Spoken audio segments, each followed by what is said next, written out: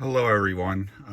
We're going to be taking a look at some outputs today in the vehicle to see which different components or different systems we can actually control things in. This is a document that I'm going to put in your module. On the left side are a lot of the different inputs that we've been looking at over the last several weeks. Including all the different things that the powertrain control module, which is in the center here, has to look at to figure out information from different parts of the engine to figure out what to do with the outputs, which is going to be on this side of the sheet. And looking down this column here, these are all things that the computer controls. These are things that the computer looks at. So inputs are basically different sensors or different switches that the computer actually monitors. As you can see here, it's looking at what's going on this side. And then on this side, we're actually looking at what the computer controls. So this whole list here on this side are just a sample of some of the different things that the engine computer can monitor. And we're going to actually test some of these things on the vehicle. So what I did was I plugged in the scan tool, turned it on. So we're going to go into Cadillac here for this particular vehicle.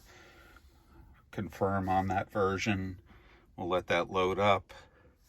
Again, you have to make sure the key's on. Make sure you have the OBD2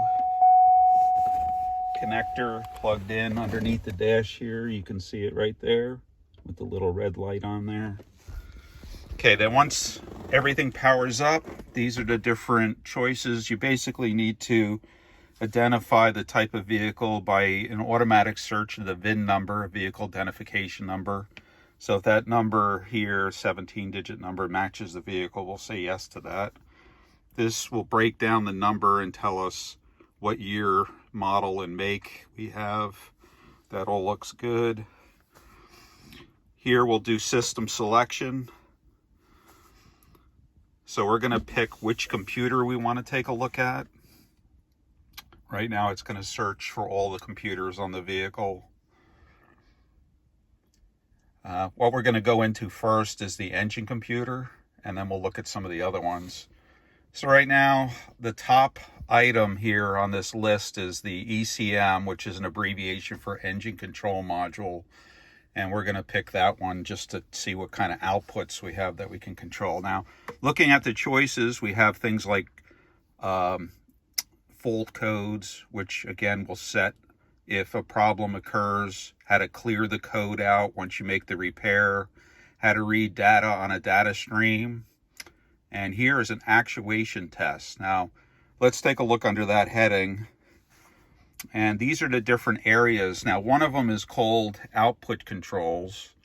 Let's take a look and see what's listed under there. So you have your AC relay. And this is kind of compared to this list here.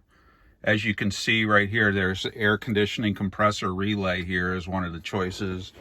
We also have CMP is cam position sensor actuator system.